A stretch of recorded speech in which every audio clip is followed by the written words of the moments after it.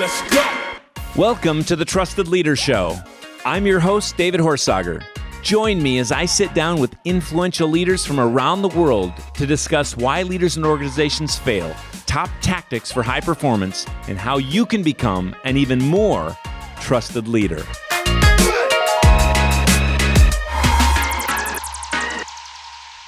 Welcome to the Trusted Leader Show. It's David Horsager. I have a special guest. He's a friend. We've known each other for a long time. He is an amazing story. Dave Mortensen, president of Anytime Fitness and Self-Esteem Brands. Thanks for being with us today. David, it's my pleasure. I'm always glad to be with you. Well, you are one of those leaders. It's just an amazing story from, cleaning athletic equipment to now kind of presiding over this fastest growing fitness brand in Anytime Fitness, almost 5,000 franchises around the world, plus a host of other things you're doing. Can you just give us a 2-3 minutes on the story of where you came from and where you are now? Dave, my story is a pretty gritty story. I was raised by two just amazing parents, hardworking individuals. My dad was a truck driver. My mom was a factory worker, and they both were 100% parents. And lucky to still have them in my life today, and still being someone who still makes an impact in my life, right? But from that point, I came out of college and said I needed to do something. And believe it or not, I dropped out of college. Whoa, what a story. There's no advice here. Do not drop out of college. I'd love to redo that one. Dropped out of college, purely financial reasons and a lot of different things going on in my life. And I knew I wanted to be in the health and wellness industry. So I went around looking for jobs. I ended up taking a job for $4 an hour at a front desk at a health club. And my story was kind of written from there. Within a year, I was an assistant manager and leading my way up there. Shortly thereafter, met my business partner, who's been my business partner for over 30 years. And through that, we've been a part of each other's families and revelations of life. And through those experiences, we started out as consultants, traveling all across the U.S., Canada, Australia, just working with independent health clubs after our experience of running gyms. And from that experience, we decided something needed to change in the industry. At that time, fitness was a destination place, and really we needed to make fitness more available to all consumers and all communities. And we came up with this concept of Anytime Fitness. And from that point, it's just grown exponentially. As you know, in close to 5,000 facilities in 30 plus countries and in all 7 continents. It's been a crazy ride, and this last year has been crazier than ever. But, it still relishes what we started about 0809. And that's really believing in our purpose. And I know you're really driven by that too. But our purpose is really to improve the self-esteem of the world. And we believe you only can do that one person at a time. And that's been something that's driven our other brands with self-esteem brands with, of course, Basecamp Fitness, the Bar Method, and Wax in the City. That's amazing. So I didn't know this, by the way. I've done work on all 50 states, 6 continents, but the 7th continent. So you got an Anytime Fitness in Antarctica? Well, I tell you, Dave, a year ago, this past December, we launched on a boat called the Magellan in Antarctica. And a lot of people say, why did you open a fitness center in Antarctica? And like anyone would say, because we wanted to. And we wanted to be able to be the first franchise system in all 7 continents, because we really do believe in the benefits of health. And we felt we can't be true to ourselves if we're not dropping it in every community possible. So yeah, we put it on a boat and spent 10 days out on the ocean. It was incredible. That's fantastic. Well, I believe in it. I've been a member of Anytime Fitness, and I know you got a lot of other brands, but tell me about specifically this one as far as it relates to coming through this last year of COVID and the challenge. And we talk about, trust, how, trust is it's built the fastest in crisis. How we respond in crisis, we can lose or gain a whole lot of trust. But what are some takeaways from the last year? Well, this last year, the biggest takeaway, and I'm seeing this through business leaders all across the U.S. and even in our other countries as well, is that we've really realized that who are our core people that surround us. Our relationships come first, and how we combine our efforts and align our efforts in the way we think. You've seen everyone take an initiative list of this big and really narrow it down to the key essential things that you need to hyper focus on. And I tell you, I think most businesses are delivering deeper on the fact that they've aligned their teams on this focal point. And the real opportunity here is in every businesses go, what are the key things that we did to stay so focused during this period of time and bring this into 2021 and beyond, and make sure we don't lose that type of hyper focus and just genuine alignment between the organizations. We put all our noise aside, Dave. It's great when people start to do that. I think it's interesting. That's really interesting because early on in the pandemic, I was on a call with McChrystal, General McChrystal, and he was talking about how in these times you don't have a 1-year vision, you don't have a 9-month, 6-month vision. You got to narrow down what's the flag to plant this week. In fact, he talked about when he was leading the whole Europe, they're trying to find Osama bin Laden, they're trying to find and they're like they couldn't get ahead on the what they needed to know. And so he got every morning, every single day, he said, we're having a meeting every day across Europe and Africa. 2,200 people are on this call at 600, and everybody's on the call. Anybody can share. We need the newest data every 24 hours that you're finding. And they took 30 minutes. And after that, they made the game plan for the day. So it was this hyper focus on this thing, so that's interesting because I think in these times, and I think that's something we can take with us. Change is not going away. Hyper focus is value long term here, so. You said a key thing about that meeting too. One of the things that we always talk about is making sure that everyone can share. One of the most important things in a meeting that we always say is that the worst voice in the meeting is the one not speaking. Right? We all know that we have one mouth and two ears, so we need to be doing a lot of listening. But even more importantly, your point of view, your POV is so important inside the organization. As a leader, the more POV we can get across the delineation of our business deep into the field, the better decision-making we can make as an organization. So how do you do that? How do you listen to that? It's like you got people, that's Caribou Coffee was built on that. This idea where they, a lot of those cool little sayings, thanks a latte and all that they came from frontline minimum wage workers because they had a way of doing, in those days when Caribou was growing so much, back in the 2000s, and when they became number two to Starbucks. And then, of course, things change again because they didn't keep up in certain ways, but those days they had this way of listening to the front lines. How do you do it? I think a lot of leaders struggles with this. They say it's important to hear from everybody, but they don't really. Well, there's two ways to do it: formally and organically, and you need to do both. I'll start with the formal process. The formal process is you got to make sure that you make your organization readily available from the field up. And we believe in, when you look at an org chart, flip that thing upside down. I hate the triangle. I just want it upside down. The leader should be on the bottom of that triangle, and we should be looking up, because this is where all the work happens, is at the top of that triangle. So or at the bottom, they say, but we put it to the top. And the reason is because we have to make sure that we're always asking from level to level to level. What'd you hear from your peers? What'd you hear from the field? What did you hear from the people making the difference in the impact of what you do? So having a formal process to make sure you're gaining that information and making sure all voices are being both spoken and heard are key in the formal process. So that's one. Number two is organically. You have to be naturally available. Availability to your team and to anyone in your organization. I'll give an example. When I sit down in any call that I make with anyone, one of the things I do, and I'll do it today, is give my cell phone number. My cell phone number is available on my email. It's available everywhere. Now, I'm going to tell people. I thought I was special. No, but I give that to everybody because you know what? Here's the deal. Just text me, call me. Ask a question. Being available for people is very key if you want to be able to make a change in people's lives. And having that roll down in your organization to make sure they are available is also very important. That's huge. You got 5,000 franchises. You got 3 other, franchise businesses, and giving your cell phone to everybody, I think, is uncommon. I want to jump to your the 4 Ps. I mean, how you develop culture there. I mean, just a quick rundown and share the book you wrote on it too, so everybody hears it. But I think this is, as we frame up culture, we talk about how do we create high performing cultures on trust. Culture is critical. Trust is critical, but it's a high trust culture that matters. And I think you've done that better than many I've looked deeply at.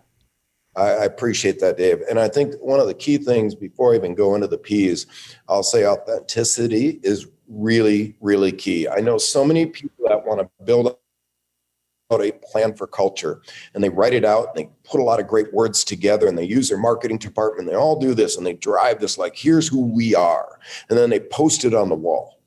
But the key thing in culture is living it and believing it and sustaining it through your organization. It's actionable. You have to make it a verb. And, culture is a verb. Make it a verb in your business. And it's amazing what'll resonate across the organization. For us, it was about building a culture of love work. And that's the name of our book, of course. But Love Work was all about loving what we do. But it's not just about loving work. It's really about loving life. And if you look at our P's, we believe it's as prevalent in your personal life as your business life. First P, of course, being people. And we all talk about people, but I'll give you the key component to it. If you want to deliver on healthy relationships, you have to care more than just about what they're doing for your business. You have to care about what they are doing in their life. And you have to invest 50% of that time and development on what they are doing in helping build themselves to be a better person, inside and outside your organization. The other 50 is what are they doing on the practical purpose in your business. But if you don't focus on the energies around what they're doing personally, a lot of people get scared to go in that world. I'll tell you, you're missing a big boat. You have to put that authenticity and care into those individuals. The next is driving our second P, which is purpose. And we talked about that. For us, it's really simple, improving the self-esteem of the world. And every brand has its own level of purpose. So what is supporting that would be an example in Anytime Fitness. It's let's make healthy happen. And we believe by delivering on that, we are driving and developing our purpose around building the self-esteem of the world. And then, of course, profits. And I'll tell you, Dave, if we change something in the book, if we rewrite the book, we'd change the word profits. So I'm giving you a little nugget. All right. And for anyone, it's not really about driving profits. We know profits are a necessity. But if I could change that word around, it would be really performance. Because performance is a P, we believe, that goes much deeper into the aspect of your business than just profits. Performance drives those profits. So that is really key for us. And last but not least, I've said this to you many times, but really enjoying what you do. And we use the word play, and play really means this. We take our business seriously. We don't take ourselves too serious. We meet so many people that are so serious about who they are, and they're very intentional. I love that about everyone. But relax a little bit, because people want to see your core person. They want to see who you are when you laugh. They want to see you when you cry. And being that core person is what really brings out creativity, collaboration, community inside of your business. And that's how we drive our purpose. And we rebalance it every year. And I know you actually do live it. I know you give a percentage of every dollar to that, developing your people, even on their home, their personal lives. And you Absolutely. Shout that purpose, whether it's through your annual meetings and training. And I mean, there are very few people, I think, that win on training as much as you do, communicating how, training people to be successful in building their franchise and everything else. Hey, it's Ann with the Trust Edge team here. As you know, we are passionate about helping you and your team perform at your best. And that's why David wrote his new book, Trusted Leader. This true-to-life parable follows the story of a CEO who uncovers the root issue threatening his organization's success. And in the back half of the book, David provides a roadmap for even how to solve those root issues. Get Trusted Leader for your team, your organization, or even just for yourself at trustedleaderbook.com. Let's get personal, though. Let's jump into, I know you're healthy and seek to be healthy at home and in life. What habits we see trusted leaders that we talk about and try to become have certain routines and certain habits? One of the questions you're going to ask me is, what is a book you're reading? So when you say routines and habits, I'm the most off-balance person you'll ever meet. So I'm reading this book right now with Dan Thurman, right? Sure. It's really about how do you take a person who's got a lot going on in their world and it's it feels out of balance all the time, and bringing it to balance. And I'll tell you how I do it. And it's sometimes it's hot and cold. In fact, I reestablish it. In fact, I'm working on reestablishing it even for 2021 yet. Everyone started on January 1st. I'm still working on mine, so I'm a little behind the eight ball. But it's really about the four things that I believe in, which is SEMP. And I've talked about this before. So my balance in life starts with spiritual. And for anyone that's listening, it's where your belief and faith is and what your higher being is above you, right? So mine is very, very spiritual, and understanding that connection to that. Of course, the next one is emotional. And emotional to me is really about the relationships I have around me.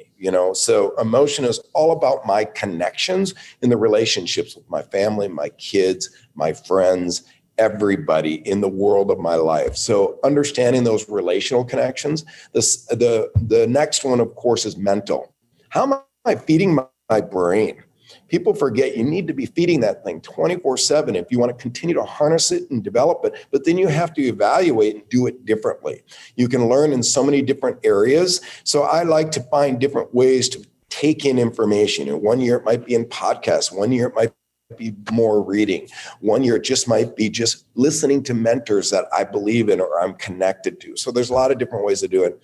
And last but not least, to really create my balance in life, it's my physical health, and really making sure that I have a consistency in my exercise in my life. Walking the walk is very, very important for us. And that's something that is also, and not only in exercise, but also in the way I eat as well. What are some routines there? All of these are so critical, but you're in the, anytime at least is in the fitness space. What are you intentional about eating, and what are you intentional about doing exercise-wise that helps you?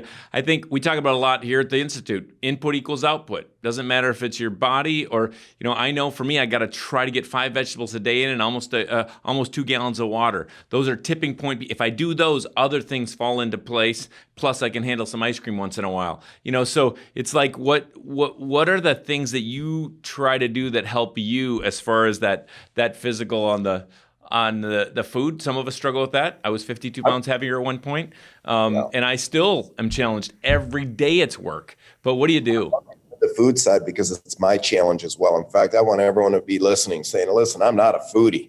I'm not a person who is like perfect on the way I eat every day, and I struggle in it every day. So it's really taking a little bit out and adding a little positive in. It's incremental. I think the best wins in eating healthy are incremental wins, because if you try and do a transformative change, and I see people do this all the time where they just go, okay, I've knocked out everything I love and now I'm eating everything I hate and I'm getting better health, but they're miserable, Dave. Yeah. They're miserable in it. Yep. Take incremental wins.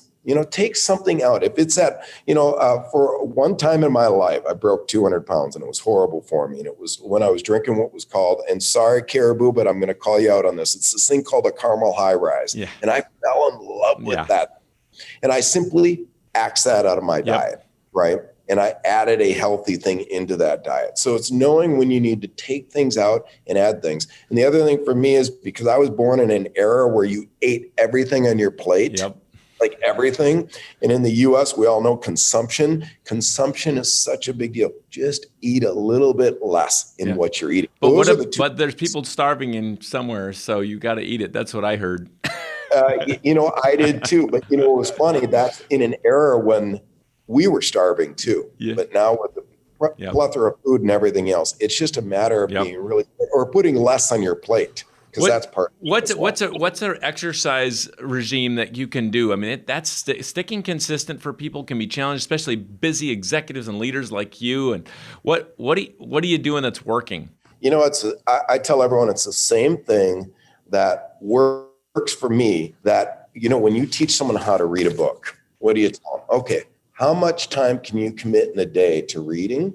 Do the same thing with exercise. I have found when I work out every day, I am more consistent than if I say I'm going to work out 3 days a week. Because you know what happens with 3 days a week? Yep. I got 3 days out of 7.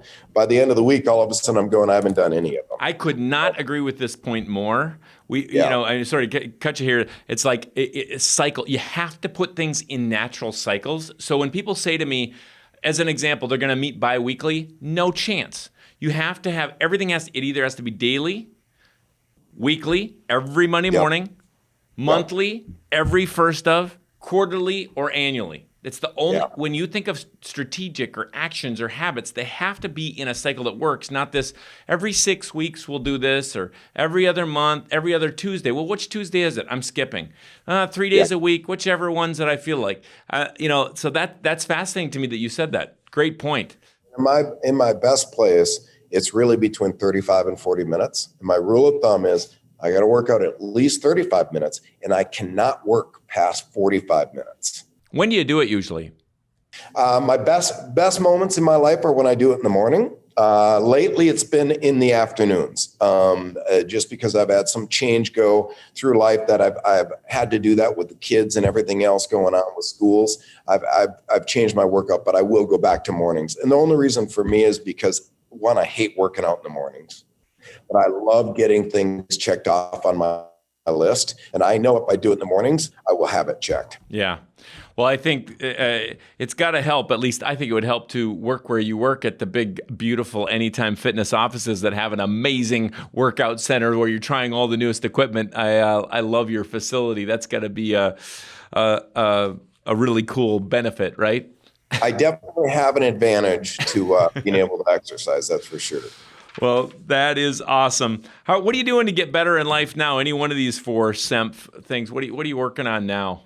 Right now, for me, it's emotional, really, and it needs to be. I'm going to deepen the spiritual side, but today, right now, it's emotional. It's really because of all the adversity that we've seen over the last year, really deepening the relationships. Our relationships have absolutely changed. And I don't just mean at home, because at home, sometimes we've deepened those, but those are different too, because we're with them so much more than we were before. They've eroded some of that strength you had when you had that time away.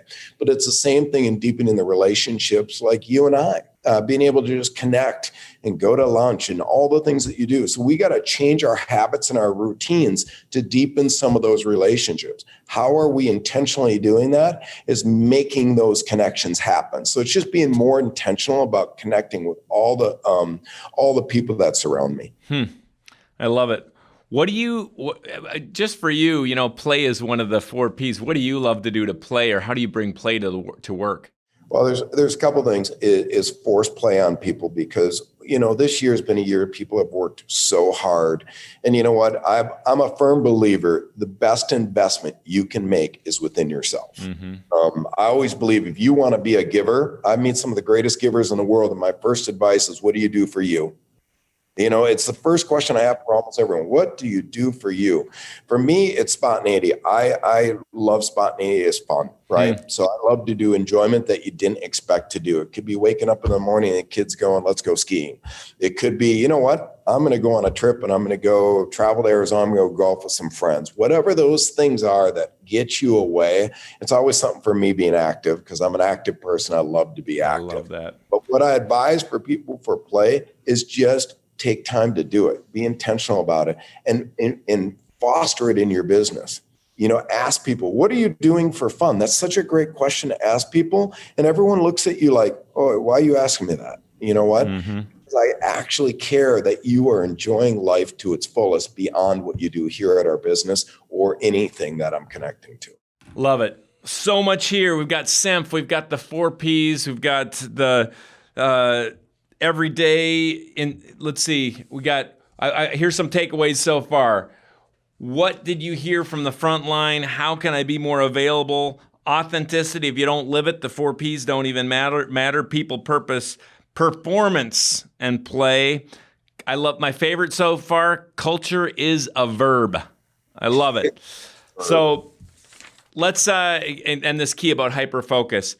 Hey, we got to get to the lightning round, so here we go. We have so much more we could talk about, but in our last 3 minutes together, here we go. I saw Dan Thurman's book. I'm friends with Dan, love that one. Any other favorite resource or book right now? Right now, yours. And I'm waiting to read the full thing. So that's going to be the next book that I'm Thank reading. you. All right, Trusted Really, Leader. really mean that, everybody. Read the book because you will gain a lot from that. Well, thank you. Something you can't live without. Oh, geez. I really cannot live without my kids. I hate to say it. Love your kids. Yeah, love it. Even when you don't, right? Even when Yep. you don't feel like, And even when you don't like them, love them. And take time with them as a collective group, but also take time with them individually if you have multiple kids. I remember that about you, dating each of the kids individually. Love it. Best advice you've ever been given? Best advice, I'll make it really quick. My dad came home from truck driving one day, and I woke up in the morning. I was all intentional about what I was going to be, and I told him what I was going to be, and he basically said, "No, you'll never do that." And I wanted to be a truck driver. Now, I won't tell you how he worded it to me because it was pretty black and white. It was pretty, "No, you're not." Let's leave it at that. But why that was the best advice for me at the time and moment in my life is you can't ever try and prejudge where you're going to land. You have to be intentional about what you do in each and every day and allow life to bring it to you. Yes, you need to plan for those things, but you have to be ready to shift with those plans. And you know what? If you're intentional about what you do day to day and living the life to your fullest, guess what? Your future will be bright. You just got to make sure that you're living it and not spending so much time trying to live in the summit when you haven't even started the climb. You're still passionate about building this culture. You've got an amazing family. You do volunteer work. You help people. I've seen you mentor and love and give. You've built Anytime Fitness, Waxing the City, Base Camp, the Bar Method. One thing left on the bucket list for Dave Mortensen. There will never be one thing left. Right now, I'll tell you the thing that I'm working on. And this is what I think most leaders need to be working on. In life is learning to cherish empowerment and understand how to deliver and execute on empowerment. Empowerment to me is something we do not do enough of as leaders, and we don't do enough as parents, and we don't do enough as individuals. And it's empowering individuals that surround you and giving them the gift of decision making and allowing them to feed that. Now, how you deliver it and how you follow up with it and how you creatively foster it in your organization is important, but you stifle people every day. And my ultimate gift right now to myself is less stifling and more giving. More giving. That is work. There's so much we could dig into on empowerment, how we do it, that's work, right? For leaders to give, but let's just. That's the bucket list. That's the bucket list. Let's do more of it. Well, it is just a privilege to be with you. Where can people find out more about Dave Mortensen, Anytime Fitness, and the Self-Esteem brand? Well, obviously, you can go to any one of our brands, but selfesteembrands.com is, of course, one that you can obviously establish, connect. You can go to my LinkedIn profile, Dave Mortensen AF, or Twitter, either one of those, and reach out to me. And then I told you I'd give it to you, Dave. I will. It's 612-991-3939. If you have a question, just text me. I'm pretty easy to get a hold of. Thank you. Well, we're going to put it in the show notes, trustedleadershow.com. We'll put how to find him and Dave Mortensen, the first time ever, Dave Mortensen's personal mobile number. No leader's done that on the show to this point. Thank you for that. Hey, final question. It's the Trusted Leader Show. Who's a leader you trust and why? Is a gentleman by the name of Steve Ramanala, and there's many, many people you connect with. A partner in our brands is a brand called Rourke Financial. If you ever look them up, Rourke Financial is a very, very large portfolio of franchise brands. They're an investor in self-esteem brands. And there is a gentleman that has sat on our board for years. He's been a leader of brands called like Focus Brand and others. But the reason I've been a big fan of Steve Ramanala is because he's authentic. And when I first met this gentleman, as much as if you've ever worked with private equity, they're about the financial influence. The first thing he said is, Dave, continue to live your guys' culture and your purpose. And you know what? These profits will happen. So he was just very authentic in the way he leads. He's very thought-provoking. I love it. Wow. Lots here and lots more we could talk about. Thank you. Thank you for the gift of your time.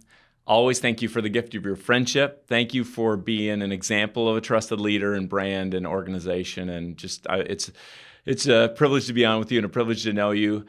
And you'll see everything in the show notes. Like I said, trustedleadershow.com. Anyone who wants to connect or has questions. Thank you for joining us on the Trusted Leader Show. Until next time, stay trusted.